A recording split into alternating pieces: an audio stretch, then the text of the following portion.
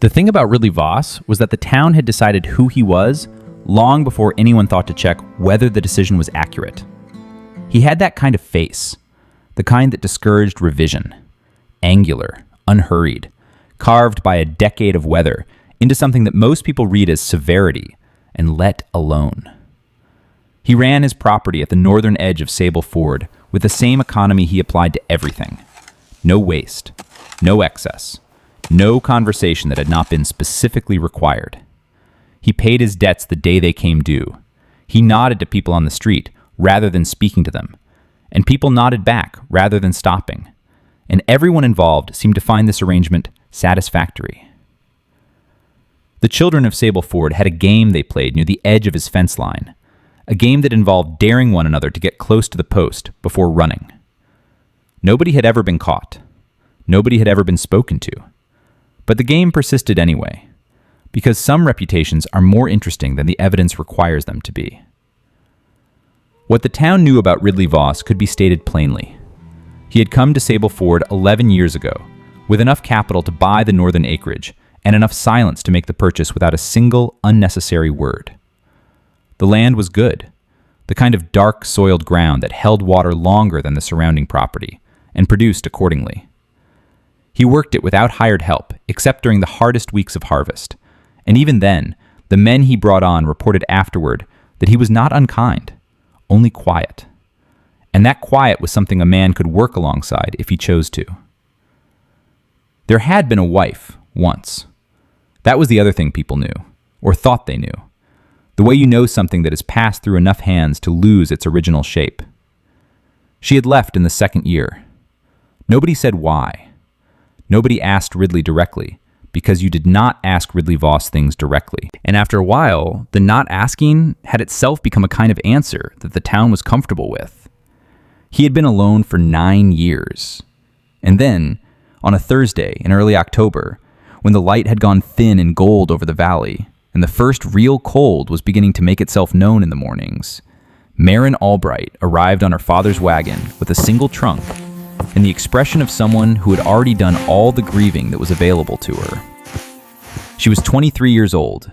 She had dark hair pinned back with the efficiency of someone who saw no reason to waste time on it, and eyes that moved over a new place the way a person moves a hand over unfamiliar ground, carefully, looking for edges. She had not been consulted about this arrangement. That was the part nobody in Sable Ford knew, because it was not the kind of thing a father announced when he was presenting a daughter as a solution to a debt. Marin knew, her father knew, and Ridley Voss, who had agreed to the arrangement in exchange for the cancellation of a long-standing loan her father could not repay, knew. What the exact terms were, what had been said in that back room in the land office on a Tuesday morning while Marin was at home, not yet understanding what was being decided, she had pieced together over the 3 days between the conversation and the wagon ride. 3 days was enough to move through the worst of it and arrive at something that was not acceptance exactly, but was adjacent to it. Practical. She was a practical person by nature, and she had spent those 3 days turning the situation over the way you turn a stone to see what lives underneath it. She had emerged with a list of things she could control, and a shorter list of things she could not, and she had decided to focus on the first list, and let the second one be what it was going to be regardless. The wagon stopped at the gate of the northern property just past mid-morning. Her father climbed down with the particular stiffness of a man avoiding eye contact, and began untying her trunk without speaking. Marin sat on the bench for a moment and looked at the property ahead of her. The fence was straight and recently mended. The path from the gate to the house was clear of debris. The house itself was larger than she had imagined from the description she'd been given. 2 full stories, modest but solid, with a covered porch running the length of the front and a kitchen garden along the east wall that was past its season but had clearly been productive. Someone had cared about this property. That was what she noticed first. Not its size or its condition, but the evidence of care in it. The particular kind of care that a person applies to something they intend to keep. Ridley Voss came around the side of the barn before she had finished looking. He was taller than she had expected, and moved with the unhurried deliberateness of a man who had stopped proving things to people. He looked at her father first, briefly, with an expression that conveyed nothing beyond acknowledgement. Then he looked at her. It was not a look that assessed the way some men assessed, cataloging and evaluating. It was more like the look a person gives a new element in a landscape they know well, taking its measure, deciding how it changes what was already there. He did not smile. She had not expected him to. He said her name once, as a statement, not a question, and she said his, and that was the entirety of the introduction. Her father finished with the trunk, handed it off to nobody in particular, shook Ridley's hand with the efficient shame of a man completing a transaction he did not feel good about, and climbed back onto the wagon before Marin had time to say anything that would have made it worse. She watched the wagon go. She did not watch it for long. Then she picked up the near end of the trunk, looked at Ridley Voss across the length of it, and said, "Which end do you want?" He took the other end without comment, and they carried it inside together. The house was orderly in a way that told her things about its occupant before he told her anything directly.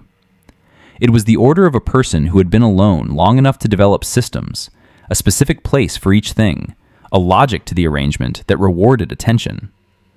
The kitchen was functional rather than comfortable, clean rather than warm, with the residue of someone who had been cooking for one person for long enough that cooking for two would require a structural adjustment rather than a simple doubling.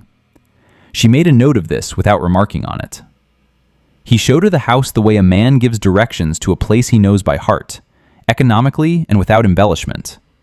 The room she would have was on the second floor, east-facing, with a window that caught the morning light. There was a bureau and a washstand and a quilt on the bed that she recognized immediately as handmade, not by him, by someone who had been here before and left this behind. She did not ask about it. Some things announced themselves clearly enough that asking about them would only complicate what was already understood. The arrangement, as her father had described it in the stunted conversation they had managed in those 3 days, was practical. She would keep the house. She would cook. She would assist with whatever the property required of her. Ridley Voss would not make demands beyond what the work required. There had been other terms implied without being stated, the kind of terms that hang in the air between people who are too uncomfortable to speak them plainly, and Marin had decided in those 3 days that she would wait and see what those terms actually looked like in practice before deciding how she felt about them. People described arrangements one way and lived them another. She had learned that much. He left her to settle into her room without hovering, which she noted and appreciated. She unpacked her trunk with the methodical calm of someone who had done this before in various configurations of difficult circumstances. She had a small number of books, practical ones mostly, a journal she had kept since she was 16, a length of fabric she had been meaning to make into something for 2 years and had not yet made into anything, and the particular collection of small objects that a person accumulates over a life and cannot entirely justify holding on to. She arranged these things around the room with care. She set the journal in the bureau drawer rather than on top of it. Then she went downstairs and started learning the kitchen. Supper that first evening was eaten at a table that had clearly been set for one person for years, and the addition of a second chair had the slight awkwardness of something done in haste and not yet made natural by repetition. He had done it, she noted. He had moved the chair. That was not nothing. They ate what she had made from the contents of his pantry, which was well stocked in the particular way of a man who did not like to make unnecessary trips to town and planned accordingly. She had made something simple and good, and he ate it with the focused attention of a man who was tasting rather than simply consuming. And when he set down his fork, he said, "That's better than I make it." It was the most personal thing he had said to her in the 6 hours since her arrival, and she received it without comment, because commenting on it would have made more of it than either of them was ready for. After supper, she washed the dishes, and he disappeared outside to finish something in the barn, and she stood at the kitchen window in the early dark and looked out at the lamplight coming from the barn door, and thought about what her life was. Not with grief, particularly. She had moved past the stage of this that involved grief. With the kind of clear-eyed assessment she had been applying to difficult situations since she was old enough to understand that difficult situations were the majority of what life offered, and that the quality of your life depended largely on your relationship to that fact. She had made a list. She was in control of what she could control. The rest was the rest. What she had not accounted for, what had not appeared on any version of the list she had made in those 3 days, was the possibility that the man himself might be different from his reputation. Not dramatically different. Not in any way that the town of Sable Ford would have recognized or credited. Just different in the particular way of a person who has learned to keep most of themselves private, and has therefore been misread by everyone who bothered to form an opinion. She had not yet seen enough to know whether that was what was happening, but she had seen him move the chair, and she had seen the care in the property, and she had seen the quilt on the bed that he had not removed, and she was the kind of person who noticed things. So she stood at the kitchen window and watched the light in the barn door, and reserved her judgment, and thought that 3 days was too short a time to understand a thing, and that she had considerably longer than 3 days ahead of her, and that this was, on balance, the most useful fact available. The first week passed in the way of early arrangements that have not yet found their rhythm, with the careful politeness of two people navigating around each other in a shared space, learning the edges of each other's routines without asking directly where those edges were. Marin was up before him every morning, which, she gathered from his expression, on the first morning had not been expected, and on the second morning was simply accepted as a fact. She had the coffee made and the stove going before he came downstairs, and he took his cup and went out onto the porch for a short interval before coming back in to eat. And she understood, without being told, that this was how he began days, and that the interval on the porch was not sociable. She did not take it personally. She had her own versions of that interval. She took hers in the kitchen, in the 20 minutes after he went out to the barn, and before the full weight of the day required her. She learned the house the way she learned most things, through systematic attention. She learned which drawer stuck and required a particular angle to open. She learned that the third step on the staircase made a sound if you stepped on the left side of it, and was silent if you stepped on the right. She learned the particular logic of his supply system, where things were kept and why, and she did not rearrange anything without first understanding the reason it had been arranged as it was. Because some systems look like disorder from the outside, and are actually a kind of order that has been built over time and means something to the person who built it. This was a thing she believed. She had grown up with a father who moved her things without asking, and had spent years understanding the particular violence of that small disrespect. She would not do it to someone else. On the third day, she mended the curtain in the front room that had a long tear along its hem, and she did it without saying anything about it, and he noticed in the evening and looked at it for a moment and said nothing either, but she saw him look, and saw the quality of the looking, which was not indifference. On the fifth day, a man came to the door, a neighbor from the southern edge of the valley, who looked at Marin with open curiosity and said something to Ridley about having heard he'd taken a wife, with the particular inflection of someone who considered themselves owed an explanation. Ridley said yes and offered nothing further, and the man looked between the two of them and eventually took his leave. And after the door closed, Ridley stood in the front room for a moment, with his back to her, before turning and going back to whatever he had been doing. He had not introduced her by name. He had said, "My wife," in a tone that was neither proprietary nor dismissive, simply accurate, and had then said nothing else. She thought about that for the rest of the afternoon, not with offense, with the attention she gave things that were worth understanding. It was on the 9th day that the first real conversation happened, not the practical exchanges about the water pump in the pantry and whether the south field would need attention before the frost. Those had been happening steadily since the first evening. This was different.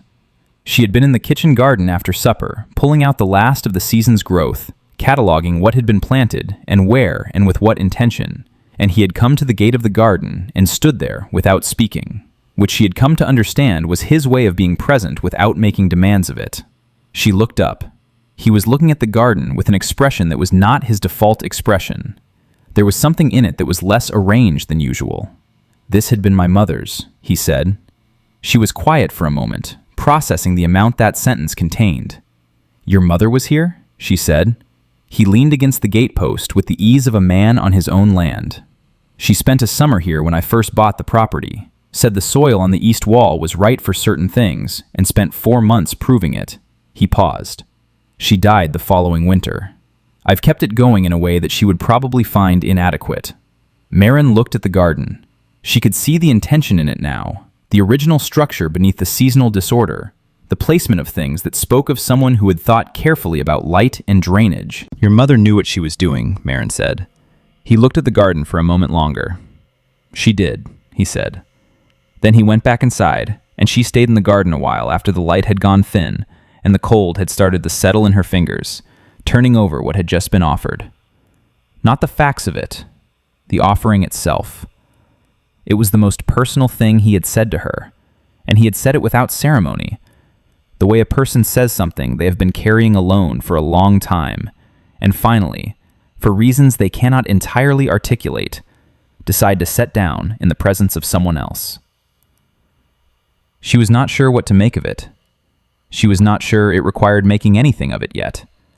But she filed it with the moved chair and the quilt and the way he had looked at the mended curtain, and she understood that what she was assembling was a portrait of a man that bore very little resemblance to the one the town of Sable Ford had agreed upon. 3 weeks into the arrangement, the cold came in full, and the quality of the days changed. The work contracted toward the house and the barn and the near fields, the kind of close, indoor labor that put 2 people in the same room more often than the easier months required. They developed a rhythm that neither of them discussed, and both of them followed, because that is how rhythms work between people who are paying attention. She cooked, he handled the wood. She kept the accounts ledger that she had found tucked behind the kitchen shelf with a year of uncollated receipts loose inside it, because it was clear he understood land and animals and weather in ways that eluded most people, and understood paperwork not at all, and she was the opposite sort, and the division therefore made sense. He came in one evening to find her at the table, with the receipts sorted into 4 neat groups, and the ledger open and caught up. And he stood in the doorway, looking at it for a long moment. "I've been meaning to do that since spring," he said. She did not say what she had wanted to say about leaving things until spring. She said, "It's done now," and turned the page. He sat down across from her and looked at the ledger with the focused attention he gave everything he considered worth understanding, and asked her 2 questions about the method she had used, and she answered them, and they sat together at the table in the lamplight, while the cold worked at the windows outside, talking about numbers in a way that was not only about numbers, and she thought that this was, in its way, one of the more comfortable evenings she had spent in recent memory. She thought that and did not examine it too closely. One evening the following week, he said, without leading up to it, "I should tell you something about the arrangement." She looked at him across the table. "The debt your father owed," he said. "It's been settled." He paused. "In the books, I mean." His voice was even and precise. "The arrangement stands on its own terms now, whatever those terms turn out to be." He held her gaze. "I wanted you to know that."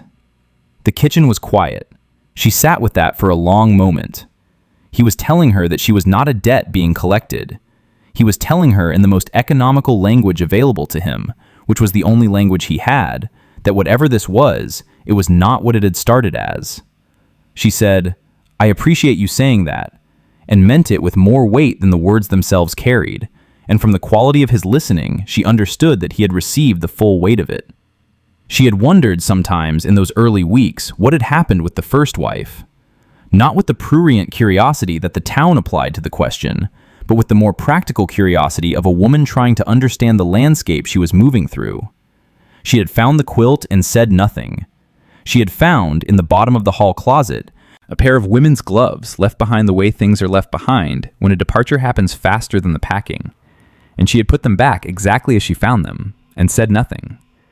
She had waited, the way she waited for most things, for the information to come to her at the pace it was going to come at, because forcing it would only change its shape and not its content.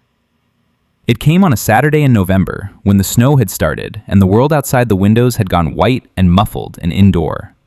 He had been in the barn since early morning with a situation involving one of the horses that had required sustained attention, and when he came inside at midday, he was tired in a way that loosened the usual arrangement of his face.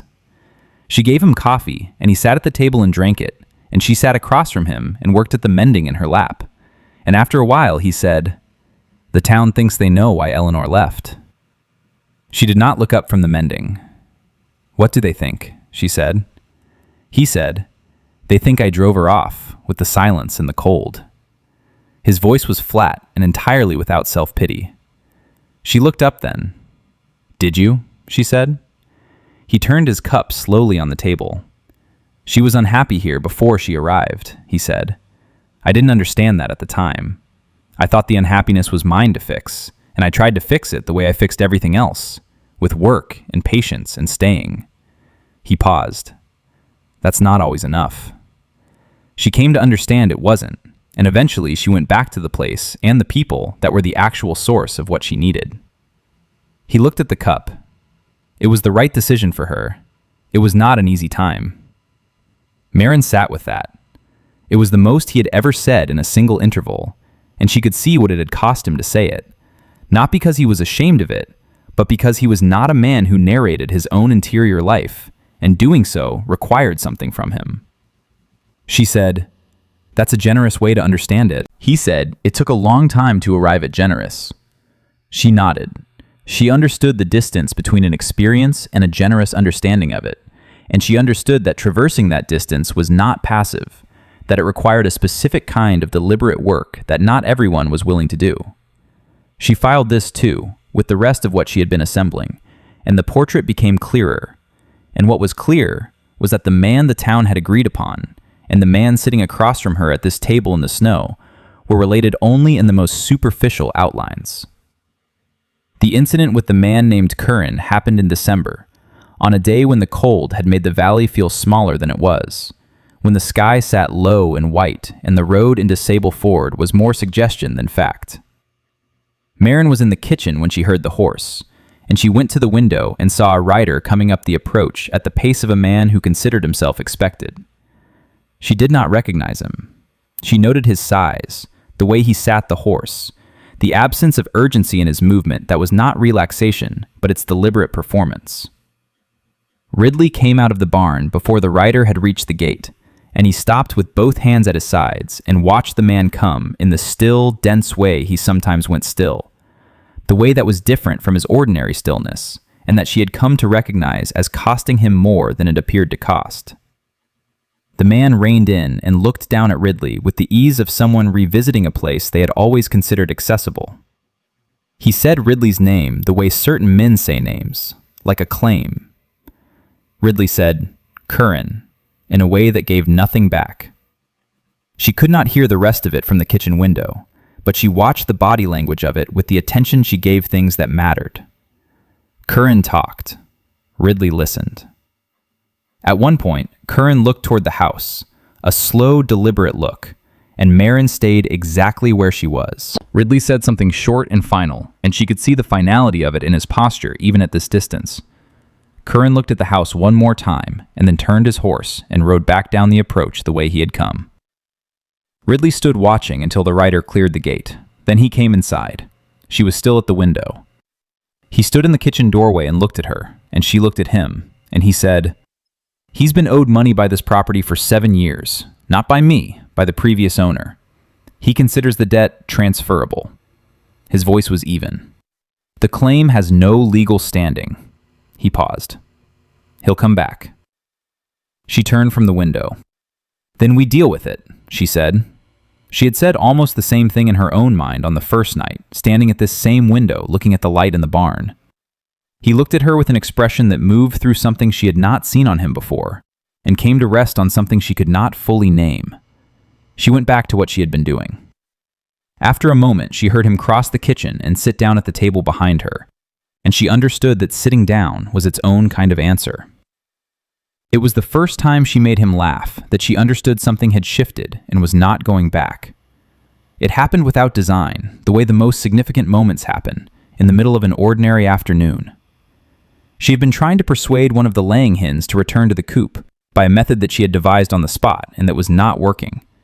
And by the time Ridley came around the corner of the barn, she had been engaged with the hen for several minutes in a negotiation that had escalated in ways that reflected poorly on both of them. She looked up and found him watching, and she said, "This hen has opinions." And the combination of her expression and the scene and the word opinions produced in Ridley Voss something she had never seen from him in the 10 weeks she had been on this property. It started as a change in his face, a loosening of what he kept arranged there, and then it became a sound, brief and genuine and entirely unguarded. It lasted perhaps 4 seconds. He recovered himself quickly, in the way of a person surprised into something they did not intend to show, and bent down and guided the hen back toward the coop with a practiced efficiency that solved in 30 seconds what she had been failing to solve for 10 minutes. He did not look at her directly after. She had the distinct impression that he was recalibrating. She turned away before he could see her expression, which was the expression of someone who has just been given information they were not expecting and need a moment to understand what it means. She did forget to breathe, just for a moment. Not for any reason she was ready to name yet, but she noticed she had forgotten, and she noted it the way she noted everything worth keeping, and she went back to the kitchen and stood at the stove for a while before she trusted herself to cook anything. In town, he never smiled. She had been told this by enough people in the first weeks when she went to Sable Ford for supplies, offered as both warning and explanation. He never smiled. She had taken it as a description of character and found it not inaccurate and not particularly relevant to her actual experience of the man she was living alongside. But the laugh was different. The laugh was the thing that lives under a person's system of protections, the thing that comes out despite those protections rather than around them. She stood at the stove and thought about the 4 seconds of it, and thought about a man who had been alone for 9 years, and before that had been with someone who was unhappy and who eventually left. And she thought about what 9 years of necessary self-containment did to a person's capacity for unguarded moments. And she thought that 4 seconds was quite something given all of that. She cooked supper and set the table, and they ate in the comfortable quiet that their evenings had settled into.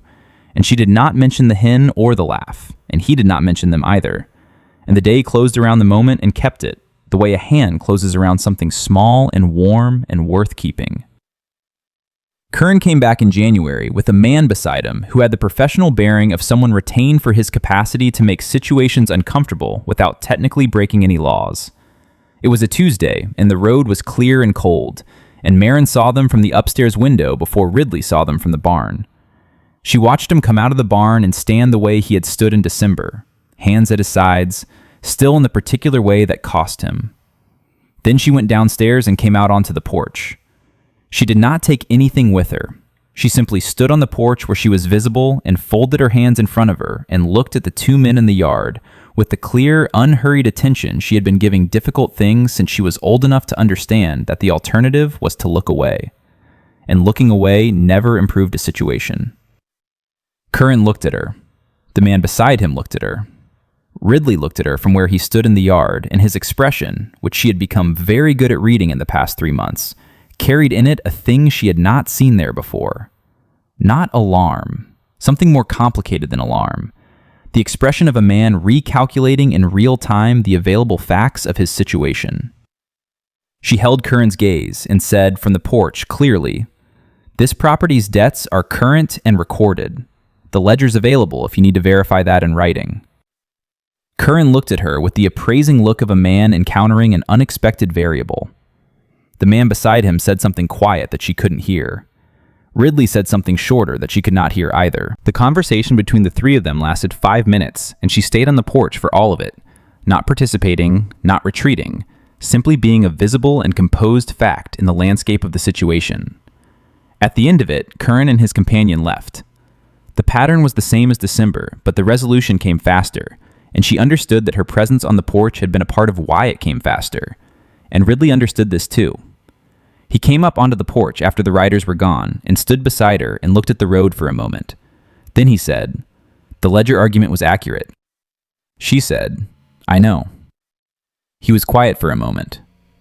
"Thank you," he said. It was the same 2 words he never seemed to mean casually. She nodded. They went inside and she made coffee, and they sat at the table and did not discuss what had happened because it did not require discussion.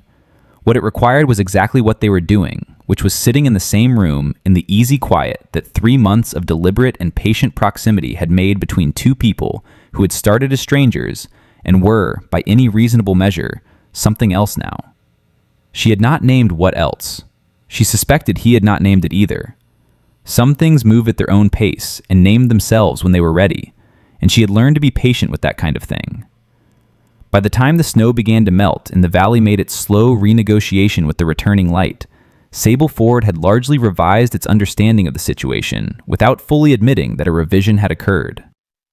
Mrs. Holcomb at the dry goods store had remarked to at least 3 separate people that Maren Voss, which was the name she had begun using without ceremony sometime in February, had a way about her that was difficult to quantify but easy to trust. The sheriff, who had occasion to pass the northern property twice in the course of his regular rounds, had noted that the place looked different than it had in previous seasons. Not dramatically different, but different in the way of something that has been attended to by more than one set of hands. The children had stopped playing their game at the fence line, not because anything had happened to discourage them, but because the fence line had become, without anyone announcing it, simply a fence line, rather than a boundary around something to be feared. Ridley Voss still did not smile in town, but there was something in the way he moved through Sable Ford in those spring months that was different in a way the town could feel without being able to specify. Something less sealed. A man could not have told you what had changed. He would not have been able to tell you himself. But Maren could have told you. Not because she had caused it, or at least not only because of that, but because she had been watching it happen from the inside and understood its components the way you understand something you have been paying careful attention to for months. It was the morning in late March, the cold finally having made its peace with the season and retreated to wherever cold retreats to, when he came in from the barn earlier than usual and found her at the kitchen table with her journal open. She did not close it. She had stopped being careful about the journal around him sometime in February, in the same unannounced way that she had started using his name without the formality of address, in the same unannounced way that the rhythm between them had shifted from 2 people carefully navigating a shared space into 2 people simply living in it. He sat across from her and wrapped his hands around his coffee cup and looked at her writing in the journal without reading it, the way a person looks at something they are glad exists without needing to possess it. He said, "I've been thinking about the East Garden." She looked up. "The Mother's Garden. There's a section on the northern edge that's never been right," he said. "The soil there doesn't hold the way the rest of it does. I think she knew that and worked around it." He paused. "You could probably fix it if you had an opinion about how." She looked at him across the table, this quiet and careful and thoroughly misread man, with the morning light coming through the kitchen window and the sound of the thaw working in the eaves above them. She did have an opinion about how. She had been forming one since October, from the day she had knelt in that garden and understood it as an inheritance from a woman she had never met, a woman who had spent a summer here with intention and then died before she could come back to see what the intention had produced. She said, "I'll need some things from town." He said, "Make a list." She nodded and picked up her pen and turned to a fresh page in her journal and started the list. And he sat across from her and drank his coffee and watched the morning come full through the windows, and neither of them said anything further for a while. Because the kitchen was warm, and the list was being made, and the garden would be fixed in the spring, and some things, once they have arrived, do not require announcing. There are no cedar trees on the northern property.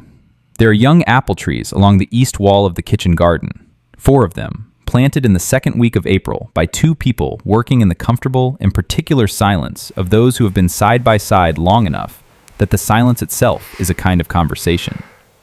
They were Maren's idea. He drove the stakes. By the time of the first light frost the following autumn, the trees had made themselves at home, which is to say, they were growing the way things grow when they have been planted by someone who intended to stay long enough to see what they become. If you are somewhere in this world right now, reading or listening, in a city or a quiet place or somewhere in between, this story has found its way to you, and that is not nothing. Wherever you are, I would genuinely like to know. Leave your corner of the world in the comments. And if something in the story earned something from you, or if something in it fell short of what it was reaching for, say that too. The stories get better because of what you bring to them. Every honest word you leave behind is kept.